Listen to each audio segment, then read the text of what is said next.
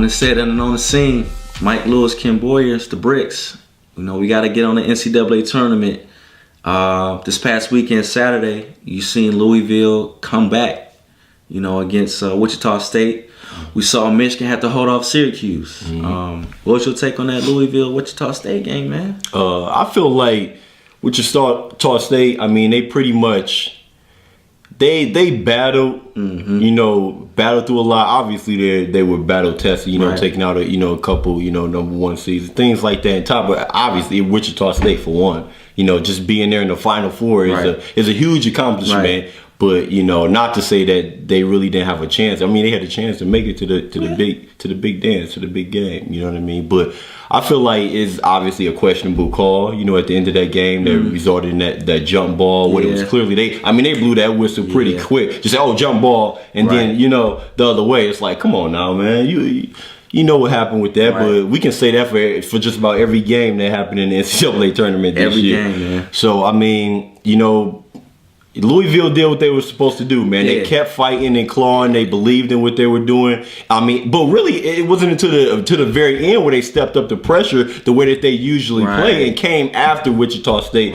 Made those guys who, you know what I mean, who got them there, you know, see if they can really handle that pressure when the bright lights is on, and this is for all the marbles. So Louisville, man, they really came out, you know, taking care of business. And they had the mentality of a champion and saying, we gonna win this game regardless. We gonna win this game. So hats off to them, man. You know, good ride for Wichita State. Well, I mean, but what do you think about that? I mean, Well, my biggest thing was, you know, you even though you give Wichita State credit, I mean, let's be honest. When you started your bracket, you didn't have them getting that far. Of course not. And then when you look at Louisville, you're like, okay, this is the number one overall seed in the tournament. Got Rick Pitino. You know, they before they played Wichita State, they were pretty much blowing everybody out. They were winning by average of 16 points a game. You know, but in this game, to me, it really came down to the bench. They outscored Wichita State Smiths 38-9. You know, Luke Hancock had 20.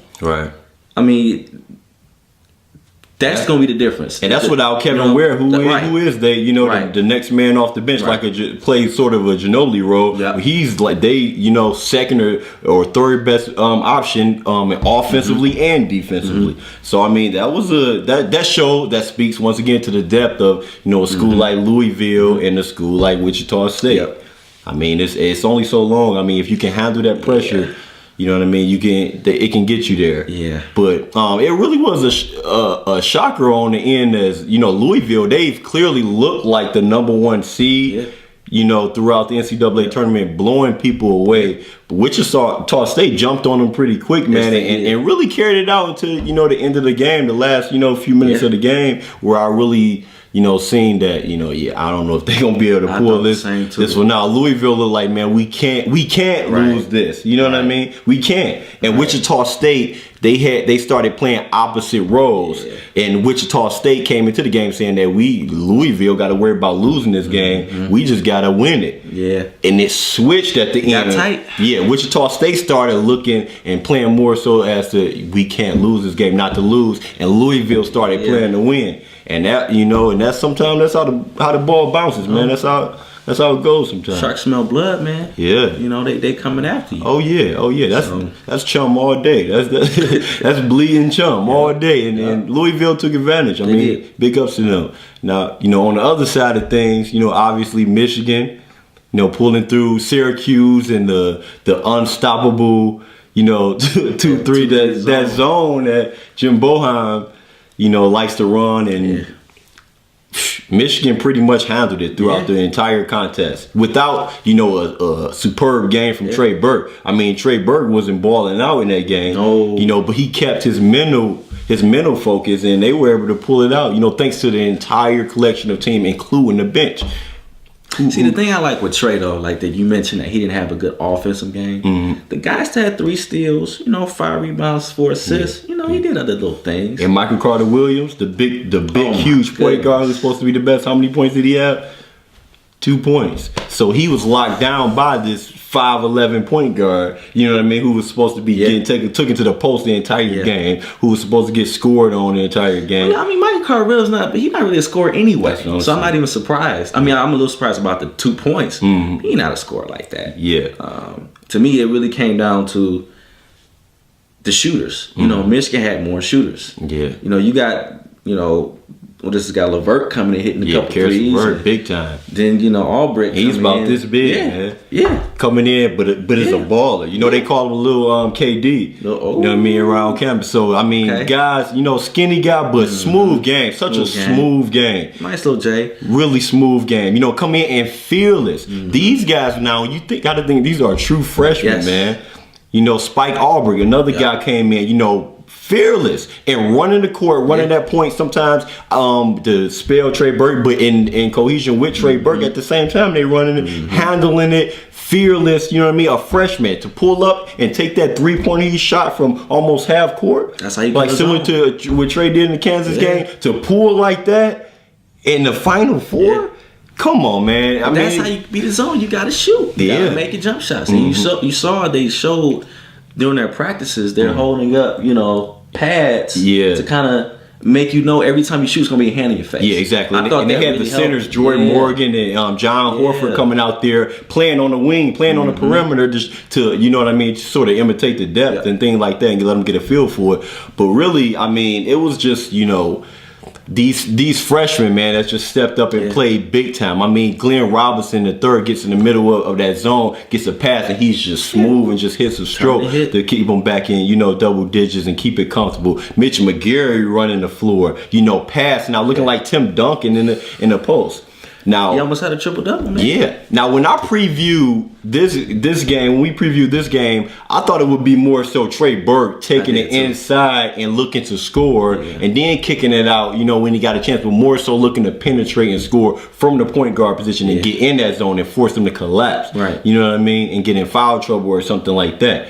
But, and I figured, Michigan, they were taking these threes in practice and shooting threes well outside of NBA range even, so it was really a shocker. I didn't think Mitch McGarry, each game he steps up and show you something different, man. That's all everybody talking about. Yeah. He's playing unconscious, bro. This is his tournament, man. You've only been starting, 4 games, and you come in and you throwing no look passes. you playing point center, running down the court, fearless with it. Those blocks he had in the beginning of the game, man. This guy. Hustle, man, but he's more than that. He's starting to take shape and become that guy who was at one point the number 1 recruit in the country, and who I thought, seeing this guy coming in like, man, they have all the pieces now. Yeah.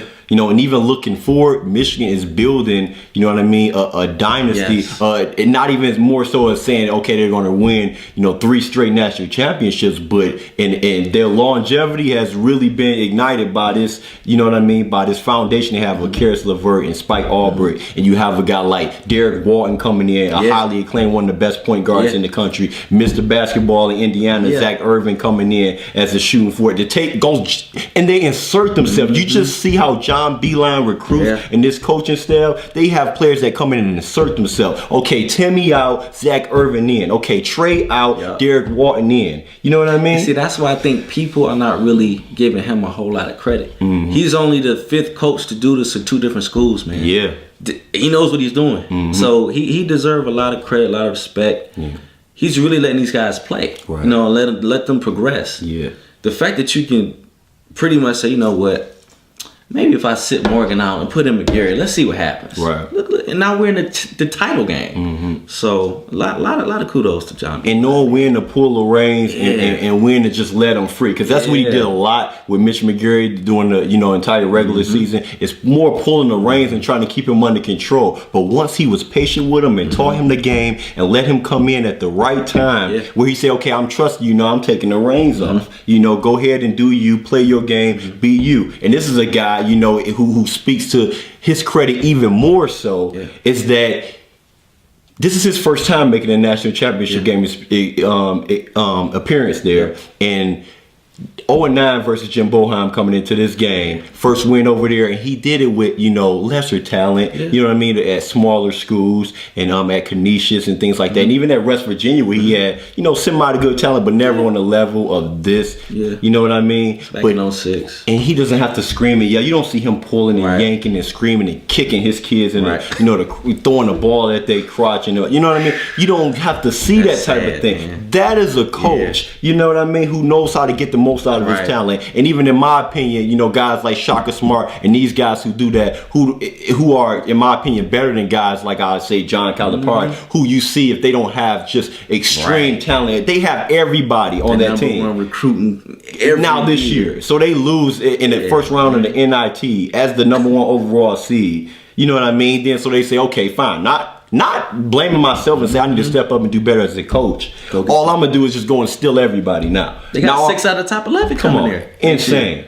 So it's like basically giving the players discard, do their thing. You know how they do in the SEC. They don't have guaranteed scholarships and things like that. They do it on a case-by-case basis, and they'll force you out, literally. You know what I mean? So, I mean, these are the type of coaches who parents want to send their kids to and things like that, man. It's just like kudos, bravo. Everybody did it the right way. Right. You don't hear any off-the-field problems or concerns with Michigan. You know what I mean? You had a guy like Evan Smotrich, who people thought was going to be a big-time deal this year coming in, but he transferred. Just any locker room cancers, they don't fit in here. Right. Guys who come in, Trey Burke coming in, he had Zach Novak and Stu Douglas and these dudes in here, even though he was a freshman, you know what I mean, Big Ten freshman of the year, still humble guy.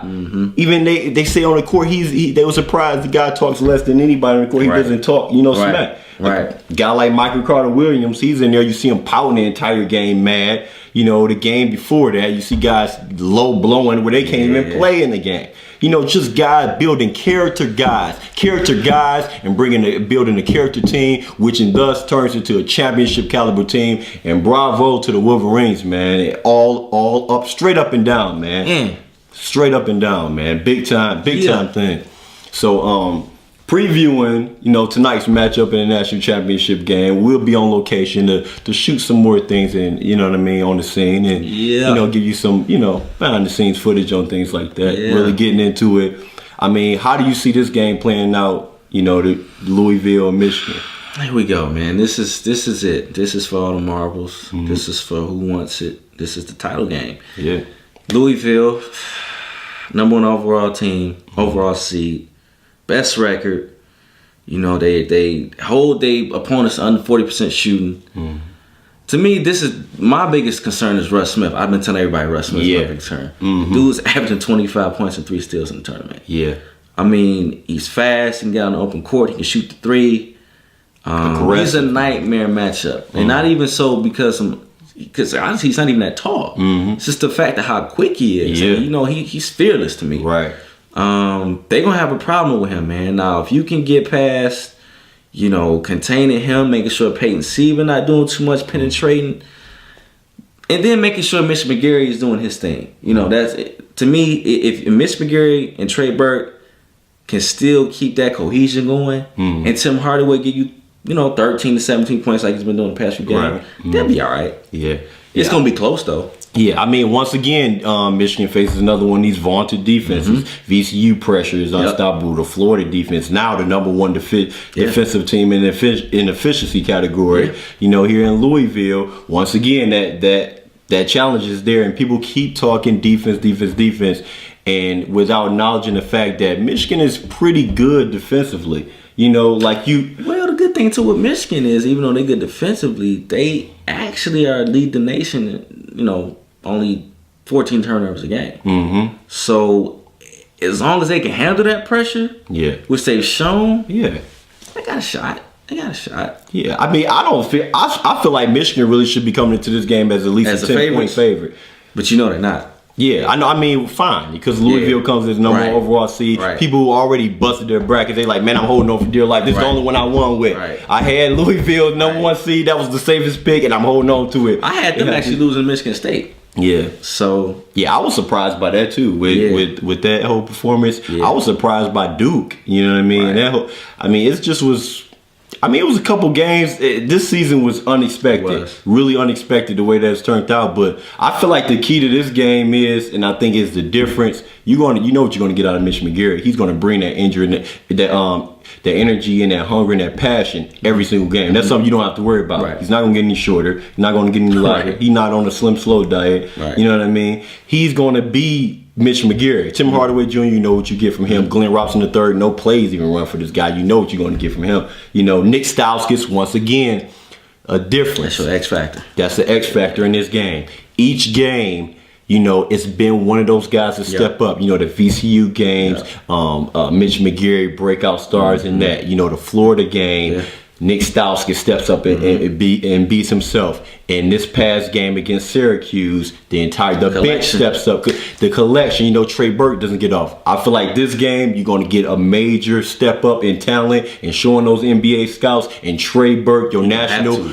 everything player of the year, your national everything player of the year, and Trey Burke, he's going to have free reign to do what he needs to do. And he's going to have to do that with Russ Smith because they'll get in foul trouble. And you better make sure you attack him first because he attacks. That's one thing. Every time he all times, man. He'll get you in foul trouble. Trey Burke's not been on to that. But the thing is, your difference maker and the engine that makes your team go on Russ Smith is a point guard. Aaron Craft.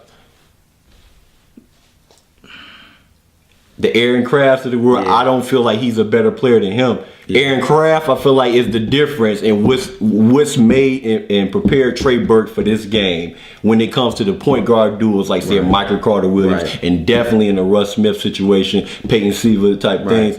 He's going to be ready for that matchup. You want to put point guards against point guard, and you have an all-national everything player of the year in Trey Burke. He's going to win that hands down against anybody else in the country.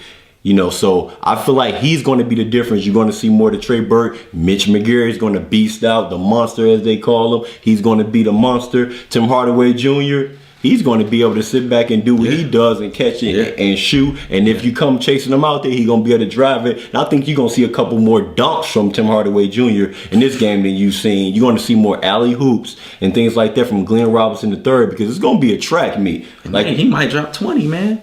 Somebody might drop 20, whether it's Hardaway or Burke, but somebody he need to have a big offensive night. I think Trey Burke is really, this is the time where you say Trey Burke, show us. Be Trey Burke. But you know what we've seen from this past tournament, he doesn't have to be. That's the crazy thing about it. And that's the thing, the pressure's off him to be that. So if he's on, Trey, do your thing. But you see what happened when we needed him to. Yeah, he's going to. Exactly. Against Kansas, no. So I feel like this entire tournament, once that Kansas hurdle, it's not just as the miracle shot and everything. I've seen not only Michigan players see that they can do this whole and win this whole thing. That literally we can do this. We have what it takes to do it. I seen you see the switch in Kansas even going into the overtime. It's like, hey, this team is the one. You know, you hear Rick Pitino said watching those games we've seen with Kansas, even watching the Syracuse game in the Final Four. He said, "Oh, I knew who we were going to play." Rick Pitino said, "I know who we were going to play." We've been preparing for these guys. We see it. This is a team to beat. You may say we the number one overall team, but they see that this is the most dangerous team in the tournament because they're playing their best ball right now. Mitch McGary is playing his best ball right now. You know what I mean? Trey Burke is learning so much. Even I think by having the Syracuse zone, he's learning how to trust teammates more and how to be in the game and keep his mind in the game. Too many times I've seen the stars on these other teams like a Michael Carter Williams and these other guys low blowing and stuff like that, not keep their composure when they're not thriving in the game and dominating. I seen Trey Burke keep his cool the entire game, even in the Kansas game until the end when he turned on and had to beast out and go in beast mode and come through for this team. That's what I think is the difference. This team is set, locked. National championship coming, second one to Ann Arbor. Michigan is back. It's over. And here to stay. It's over. Okay. All right. We don't see. That's how we gonna leave it. We gonna catch up with you a little bit more later on the scene. But for now, Ken Boyer, Mike Lewis, broadcast from BPR Studios. We'll see you soon.